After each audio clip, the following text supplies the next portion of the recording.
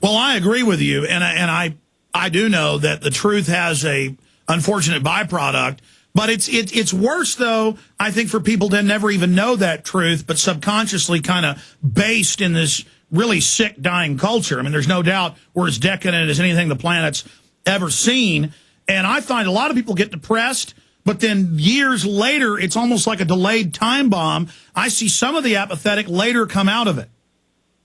Right. That's true. That's absolutely true. There are certain times, and it's much easier to kind of gauge this on a personal level than it is when you're speaking in mass to this large audience that you and I are talking to right now. But there are definitely some people right now out there who are just, listening, and they've never heard a psychologist, for example, say that most of what my profession is doing out there is to kind of either A, make money off of them, or B, be kind of a part of the interpersonal police for the established order to control them. I mean, I agree. Stay there. We got a break. Amazing. Stay there, Doctor.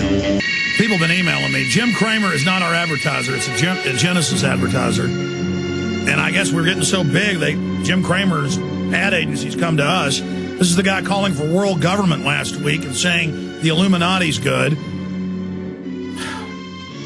Talk about a face in the crowd. I mean, give me a break. Ever seen that movie, Face in the Crowd? Jim Cramer, give me... I'm going to shut up right now. Short segment, long segment coming up. I'm going to go ahead and keep our guest the whole hour. This is just too powerful. What Dr. Bruce E. Levine, Ph.D., is saying. Okay, I've got a few questions, and I want you to roll with what you're saying about psychiatry, psychologists being this enforcement arm. It's separate from people just getting desperate and submitting to abusers in government or personal relationships or in work.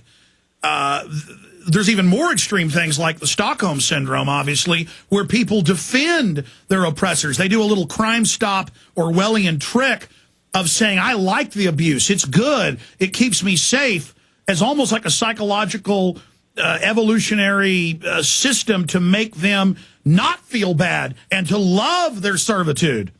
Sure. I mean, you have to kind of justify why you haven't escaped, right? I mean, it's one of those kinds of things in life where if you haven't, you realize at some level it's humiliating to be controlled, to be enslaved, to be dominated, and so if you don't extricate yourself from that situation, you have to tell yourself all kinds of things. Another fancy psychological term, which again is common sense, is something called cognitive dissonance, which is just a jargon term of saying that people don't like to be in a state of tension. And so they'll do things to escape that state of tension. For some people, they'll escape an abusive situation. For other people, they will tell themselves they're not in an abusive situation. That's what a lot of the U.S. citizenry does. That's what you hear from Republicans, Democrats, school teachers, mental health professionals. You hear that all the time. It's their way of justifying why they're not rebelling. Even though I could give you example after example, and you can too, where it's just obvious that we're in some kind of a tyrannical, non-democratic, not even a republic here, but people just do nothing, and the reason why they have to do that is they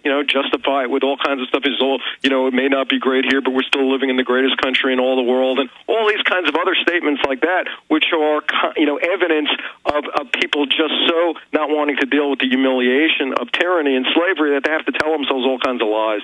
And meanwhile, a major university last year rated the U.S. as the 6th worst police state in the world. And I talked to French, British, other people who won't even come here now because they know what a police state is. They're going into one as well.